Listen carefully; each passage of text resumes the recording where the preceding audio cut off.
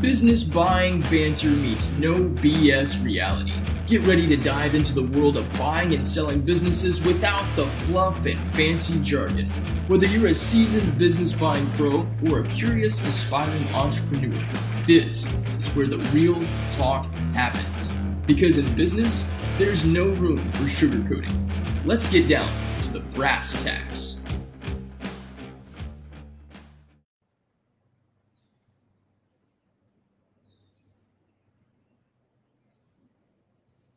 There you are. Hello. Good day, good day. Hello, hello. How are you? I love the accent. How are you? Yeah. You know what's That's funny? the end of it. I've been watching Welcome to Wrexham on Welcome to Rectum? Wrexham. It's a document. I thought you said rectum. You had the accent there of some of the Welsh. The Welsh? Okay. Yeah. How is that? What is it? Like a Netflix show? It's a documentary. Two Hollywood actors here in the States acquired this bottom of the league. They call it football, but to me it's soccer. Right. In the UK and in the Welsh, they bought this team. I just finished season 1. It is so freaking good. I love anything to do with sports, Richard, because it's so competitive. And I love underdog stories when the underdog starts to climb out of the hole and Right. on the way they go. So, yeah. One thing I learned in the UK, they say the F word a lot. Yeah, we do too, except we're trying to be a little more careful about it. But yeah, they do. It's great. And the well, you know, my wife's from Australia, so there's certainly enough cursing going on there, but there's a beautiful lack of political correctness. Like if you watch some of the comedians from Jim Jeffries or guys, I mean, they are so out of control in a wonderful way. Yes. Yeah. It is funny. So I'm enjoying that show. If you ever get a chance to watch it, it's a great turnaround story. So season 2, we just started. They just renewed season 4. I can't like the players on social media because if I do, then I'm going to know what's going on. So right. That's right. You don't want to be the spoiler. You don't want the spoilers. I don't want the spoilers. Yeah. But so in essence, they bought a business. If you think about it, They certainly did. Yeah, good for them. And there are 2 Americans, but bought a UK-based business. And actually, all those sports businesses, especially in the UK, like a lot of the football businesses, it's like you said, soccer here, owned by, I think, Tom Brady owns some of them. I think the Glazers that own the New England Patriots, they own one. The Red Sox owners own football team. They're very profitable because they don't not necessarily make a lot of money, but the value, the assets, it's crazy. It's sort of in reverse, but the valuations go up immeasurably. Well, think about it too. This is an underdog team, and now it's growing in popularity. People from all over the world are traveling to see this team. Oh, really? But just like with all small businesses, Richard, and these are big businesses, obviously, but there are they call it the race course, but it's the field. The turf in year 1 was new in the season, the documentary, and they spent all this money on it, and it didn't work. The company that put it in, for whatever reason, it didn't stick. So for all you small business owners out there, sometimes when there's new equipment with the business and you acquire it, things can go wrong with that equipment. Oh, absolutely. I always like to use the phrase that Mike Tyson has, which, people have a plan, they go into buy a business or whatever. He says, everybody has a plan until somebody punches them in the face, And, you go into a business, you think this is going to be the case. You're going to do this, that, and the other thing, or what have you. And you get, issues are thrown at you nonstop. And that's, which is actually great related to today's topic, because if you're looking for stability and certainty and unicorns and pixie dust, better off keep your job. Thank you. Yeah. And even there, you've got some risk as well. But, at least a paycheck is coming in until further notice. until further notice, right? Until it's not. I have to tell you, too, our laundromat advisor, Mark Sordos, I think that I pronounced his last name right. Very smart guy. Yes. He had a post this week regarding buying laundromats, how you don't have to manage people because you're managing machines. Yeah. I asked him, do you ever put a machine on a pip? Yeah, you are managing machines, but yet, there was a fellow by the name of Art Hamill or Arthur Hamill. He went by Art. I know him as Art. Um, he was probably the most prolific business buyer in America. He's passed away a few years ago. Uh-huh. He bought over 200 businesses. Was an amazing man, and him and I struck up a wonderful relationship. He actually bought my course, and I saw one day in a list of people, Art Hamill, like called up. I said, "Is this the Art Hamill?" Art Hamill, and it was. And we struck up a really nice relationship. I said, "You bought 200 businesses. I can't believe you're buying our course." He said, "Well, I think it's phenomenal." He said, "I got rid of my due diligence checklist. I use yours." He said, "And I never know enough." So I thought that was great. That's But awesome. very early on in the conversation, we're talking about different business types, and he preferred manufacturing businesses because he'd say machines are much more reliable than people. At least they showed up for the day, and Yeah, much more reliable. He said, "You don't Yeah. have to deal with it. You just have to deal with the machine." Oh, funny. Well, we are ready for today's episode, which is all about reasons. Well, we said 3, but we could probably think of 300 if we wanted to, maybe.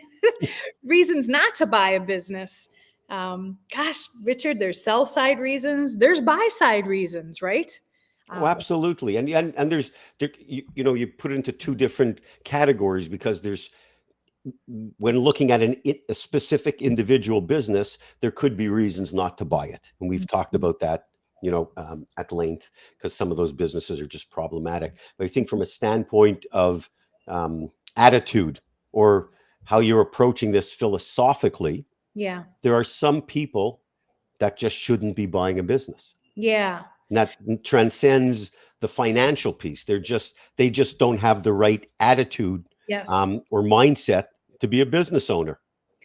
And you are spot on. And I think what we should touch on, and none of this is scripted, we're just flying by the seat of our pants. As usual. Yeah. But we should talk about the not so ordinary reasons of why you shouldn't buy a business. Can I start with one? And You it could drives start me. with 12. You could start with 12. Go ahead. Yeah, I'll go first, and then you give one, but we'll talk about each one. It seems to me today a lot of, and I hate this word just as much as you do, searchers. And listen, Yeah. I feel sorry for business brokers out there. I mean, I can't believe I said that. Yes, I do appreciate business brokers, but they're getting inundated with business buyers that or searchers. They call themselves searchers that are attracted to the business and they want to buy it. They shouldn't be buying a business if they're just attracted to the profits or the SDE. Because I get those calls all the time. "Hey, Deb, I want to buy this business because it has this much SDE." Okay. All right, great. You think we're just going to finance it because it's got that much SDE? How do you match the seller that's selling and what he's doing today? Let's talk about that before we talk about the profits. I had the exact same thing last week. I got a call from someone who is very well-known business school graduate, involved in their search for about 4 months, 5 months. Somehow they connected to me on LinkedIn. I'm happy to have these conversations, set up a phone call with them. And one of the things they said to me was, there's 2 schools of thought. They're telling me, they've never bought a business. I've been doing this for 3 decades, but they're telling me there's 2 schools of thought related to buying a business. The one school of thought is you should buy it strictly from an economic standpoint, looking solely at the financials. And the second point is you look at the fundamentals of the business or whatever. I said, if you think that category A is a platform, is a plan under which you should buy a business solely for the financials, I'm going to give you the best advice anybody's going to ever give you in your career. Go get a job on Wall Street. Thank you, Richard. Okay. I said, because you will send me a thank you note. You'll send me a thank you note specifically if you buy a business and you buy it solely the financials and you're not the right match. And when you go out of business and then you go and work for someone else, then you'll send me the thank you note because you realize put you on the right path. It's insanity. It makes no sense. It's like saying, you know what, I'm going to buy a car just because that one has 4 wheels. But you brought up about searchers and brokers. Brokers are much wiser now. When you send an inquiry to a business broker and say, I'm a searcher, the first thing they ask you, are you a funded search? Mm-hmm. Because if you're not a funded search, you know what? With all due respect, You're just a business buyer like everybody else. Okay? But Oh, sorry is about that. is that your husband? No, that's Maggie May, my Oh, chocolate. Maggie May, Rod Stewart, Maggie May. Yeah, Maggie That's May, my that's chocolate lab. Yeah, it's great. They're beautiful. Thank you. Yeah, so the searchers, I mean, they stole this term from Stanford and funded searchers. They're not searchers, they're business buyers, and get you. And the worst thing you could tell, like, first of all, if you tell a seller you're a searcher, they have no idea what the hell you're talking about. If you tell a business broker, they want to know if you're funded. I hate that term. I won't even let people during our webinars call themselves searchers. You got to call yourself finders. You're either a business buyer, you're an operator, or you're an investor. It's just a Yeah. stupid term. Yeah. I think I'm glad how you mentioned investors. I saw a post yesterday of a buyer trying to get feedback from everybody. He said, how do I get the brokers to take me serious? He doesn't have proof of any cash liquidity. He has no proof of funds, but he claims he has an investor that will go in on the deal with him. And so when he's calling listing brokers, he says, I have an investor. And they're like, bullshit. I'm calling bullshit. Yeah, well, the way to do it is, get your investor to write a letter. Could be a benign letter. Say, if writing on behalf of so-and-so, yes, I'm prepared to finance the business up into X amount or whatever, as long as it meets the criteria. Don't take this letter as a guarantee of financing. However, if the business meets the criteria we've agreed upon, I'm going to move forward with as an investor. And you use that because, I mean, I just don't understand this mentality that they believe and I'm so empathetic to business buyers. That's why I do and try to help them. But this mentality of thinking that the world is waiting for you, like the whole world is waiting for you, Mr. or Mrs. Searcher, because you went to Wharton and you have no money, no operational experience, no investors, no capital. You think that the world is waiting to sell you a business? Like what the? Just they're smoking crack. It's crazy. And all of that is a sage, solid reason why you should not buy a business. One of the top reasons, right? Well, if you don't know what the hell you're doing, right? I mean, if you're not prepared, if there's the critically important piece, which is making sure you have the skill set to buy a business, to match to the seller, as you alluded to earlier. That's critically important. But if you don't bring any of that expertise to the table, let alone have no expertise to go through the process of buying it, but even if you somehow manage that, if you don't have a skill set to operate the business, do you think that they taught you how to run a business in business school? Because I think as it relates to the skills you learn about business operations, the skills that the skills that are required to operate a business day to day, roll up your sleeves, get your fingernails dirty. The reason why they call it business school related to that are the first two initials, which is BS, because it has no relationship to running a business. What they don't teach you at business school is specifically what you need to operate a business. So go get operational experience. Thank you. It's mind-boggling. It is mind-boggling. And I think a lot of this has stemmed from just the last few years of social media influence. I agree. It's growing and everybody wants a piece of something that they think everyone else is out there getting. And I'm not they think it's easy. Yeah. I mean, there are people, there certainly are skills that people acquire during other jobs that would lend themselves well to running a business. And it can be someone who graduated from business school and has some work experience, or it's a more simple business to run and they could learn part of it, but you have to match your skill set. But it's this concept that with none of those skills, that you're just going to jump into someone else's business that's successful and transition that to you well if you don't have any of those matching skills. It's just it's delusional thinking. That's right. So what's another reason? What's a top one that's not so common that people just assume? What's another reason? Well, I think when you talk about from attitude, I think people have to be the mindset, they have to be those that can embrace uncertainty. Yeah. Right? Yeah. You have to be able to deal with uncertainty. Nothing goes according to plan, or not everything goes according to plan. And there are issues that come up, and they can be issues related to the business, with the equipment, with the employees, with the suppliers, with the customers.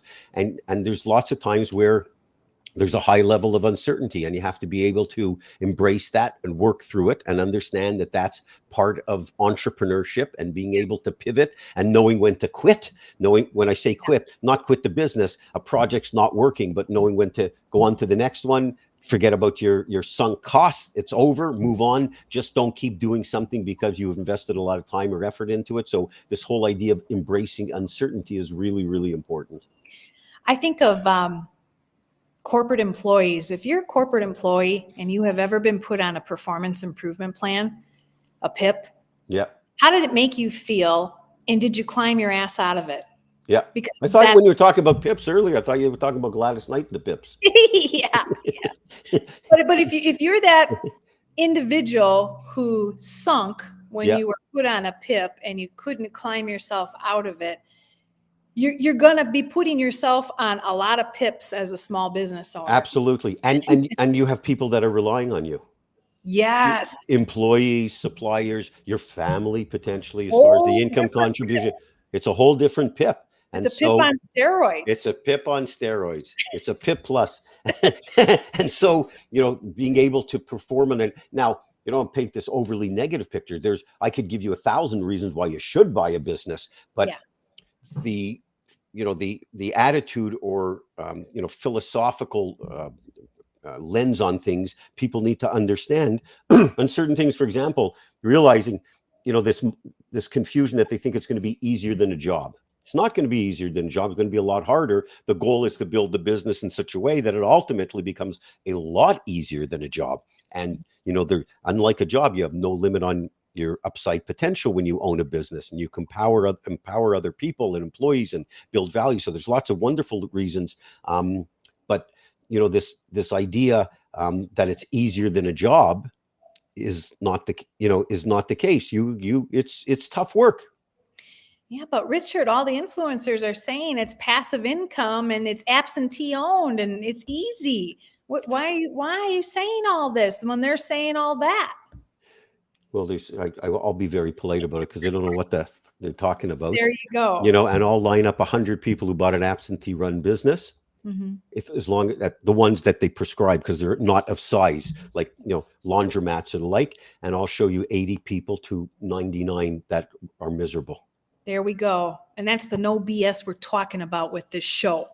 No BS there over there. That's right. Yeah. It just frustrates me. It's like, come on, people, wake up. Wake up. It's ridiculous. Well, Mark, you were talking to with the laundromats. I think I saw on LinkedIn, I saw a picture of him standing on a laundry machine, reaching up, changing a light bulb, and it's sort of saying, like, if you think absentee run businesses, like, here he is, it was probably a Sunday afternoon and he's working in the place. That's certainly not. Now, you can turn a business or evolve it into less hands-on, not necessarily absentee, but that doesn't happen overnight. I mean, you've got to get in and learn the business and understand how it operates, because if you have to hire people, or people quit, or there's decisions you have to make. So you could potentially evolve a business into an absentee run business, but you can't start off a business in an absentee position, because even if it's fully managed and you have terrific people in place and you have a great general manager and the owner saying to you, here's the value of the business, we have a manager in place, she's been there for 22 years and she'll take over, and you have the meetings and everything is wonderful, wants to stay, and she does all these functions and it's a complicated job and everything's great, and you buy the business and you go in on Monday, and Tuesday afternoon she gets hit by a Pepsi truck and she's gone, and then what do? You don't even know. You don't even know how to make the coffee. You don't know anything about it. So you have to learn the business, and then you can evolve into that and work less. And those businesses become very attractive, but you got to learn it first. That's right. That's right. I'm thinking in my head about other reasons why not to buy a business. And I would say that what is often overlooked is ensuring you have working capital. Hello. After you buy the business. Yeah. And where's it coming from? I mean, stock purchases can hold some of that working capital in the business deposit for you. Great. Let's figure that out. Walk us through.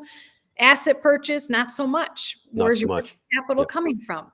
And listen, banks will provide working capital, but I did a post the other day this week about, it's called Some Lenders. And Yeah, I read that. It was great. yeah, some lenders will give you sufficient working capital and the underwriter will work with you, the buyer, working through, what do we need? What does it look like? Other lenders don't have a clue and they'll just guess and we'll give them 50 grand for working capital and they just throw it in a loan. Yeah. Some don't even give working capital. There are banks that don't. They expect you, the buyer, to have it. Are you having that conversation? And if you're not, and you're not even thinking working capital, you shouldn't be buying a business. Correct. Oh, absolutely agreed. And the businesses often decline a little bit after someone new takes over. Mhm. That's why this whole concept of, you see pitched out there of buying distressed businesses for no money or whatever. Well, that's great. You get into the business on Monday morning, you're going to have to write a check on Monday afternoon because there's a reason why it's distress and losing money. So yes, working capital. I'm uber conservative when I buy a business. I anticipate a decline. Not anticipate is a wrong word. I calculate a decline of 25% in the revenue for the first 3 months. Okay. That's why I want to make sure that I'm going to have enough money to pay all the fixed costs in that event. Yeah. Now, it's a drastic number. I'm not saying I anticipate a decline because it's just making sure that I have adequate resources in the event of that. So it gives you a nice cushion. Because if you don't, here's what happens if you don't have adequate working capital. You're going to be out of business before you're in business. That's right. Because make no mistake, you can guarantee, despite, I don't care if a business has been around for 100 years and has all this historical data about seasonality, what have you, along comes COVID. Okay, or something crazy like that. So you need to have, now that's extraordinary, but you need to have adequate levels of working capital, however it's provided. Although we're seeing more and more, even in asset sales, of these, net working capital being left in the business. But that's tougher to impossible to negotiate in a small business acquisition. I'm going to go back to welcome to Wrexham, the soccer, football team. Remember I said their field, when the two Hollywoods acquired the business, the field that they acquired, that they were told it was brand new, it failed. They had to put cash. Yeah, a lot. In year one, a lot of cash to fix the field, because if they didn't fix the field, there was no business. Yeah. And I guarantee you one thing, when they bought the business, their thinking was, well, the good thing is the field is new, so we don't have to worry about that for a while.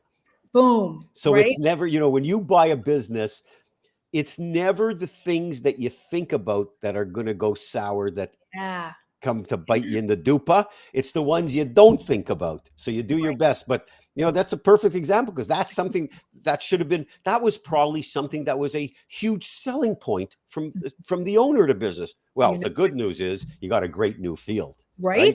Yeah. And it was all sorry. The players were injuring themselves. It was falling apart. It's like, and listen, those American Hollywood stars, they learned how to say the F word a lot after. Oh yeah, I'm sure. What is the show again? Welcome to Wrexham. Welcome to Wrexham. REXEM? REXHEM or HAM. Wrexham. Yeah. REXHM. Okay. And it's definitely not welcome to Rectum. That part I understand. No, it could be. It could be if the team doesn't do well in the next few seasons. I love how sports franchises, they're a business. They're a business too. Indeed. Yeah, and there is a massive business side to them. I'm a huge hockey fan. The Stanley Cup finals are over, but they talk about a lot of the players now. Their contracts end.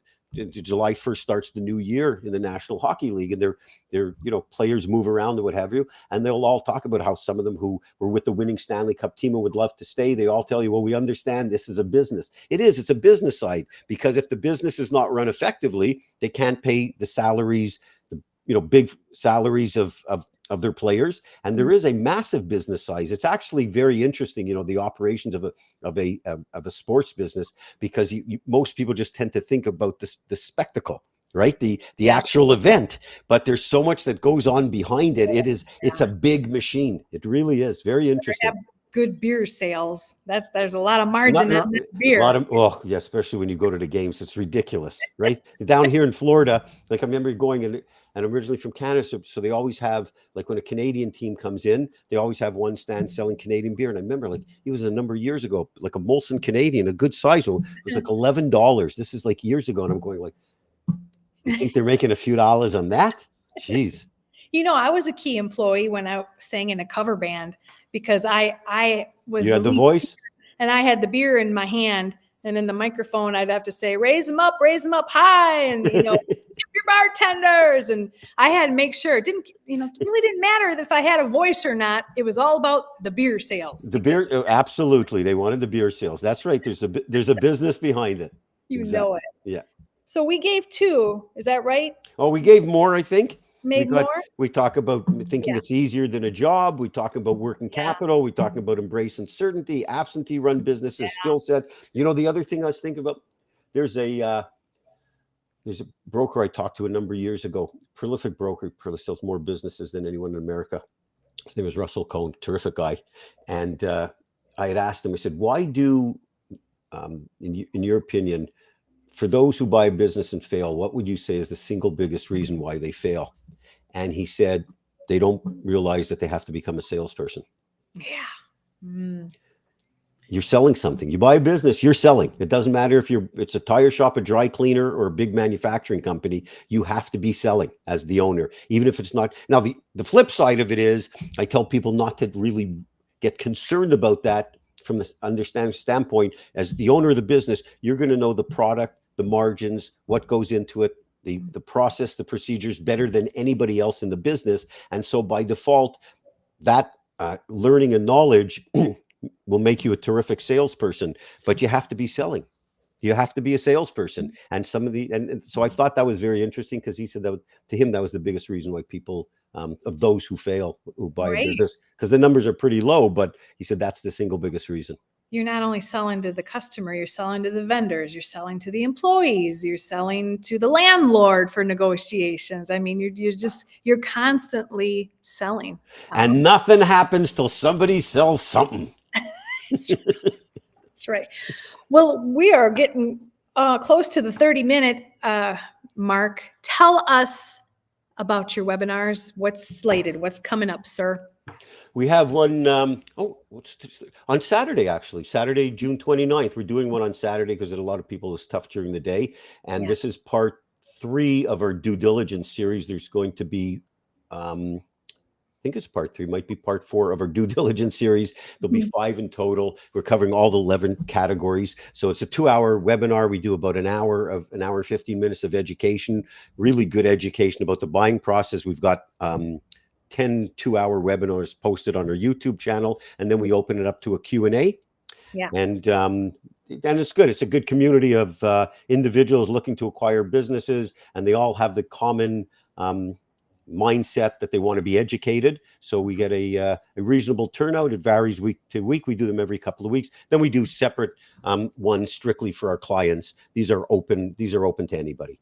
Nice. So this one will be on due diligence, which is a critically important step in the buying process. So they go to richardparker.com. We always post the next webinar information. They could register from there. You got it. I love mentioning that in my posts on LinkedIn for aspiring buyers to check out your webinars, because no question is too big or too small, and we learn from everybody's questions.